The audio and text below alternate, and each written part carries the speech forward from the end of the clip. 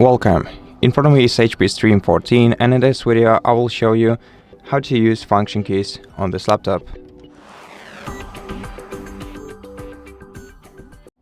So, your function keys are located in the top row of your keyboard, listed from F1 to F12, and all of the function keys have both primary and secondary functions, and in my case, by default, in order to use the primary functions of the function keys, I have to hold down the F1 button and then press the F function keys along with it.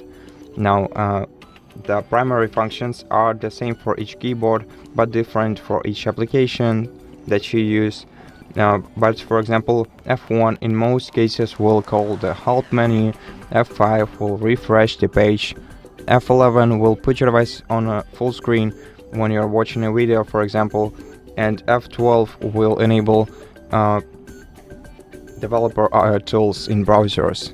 Now, the secondary functions, which in my case are activated by pressing buttons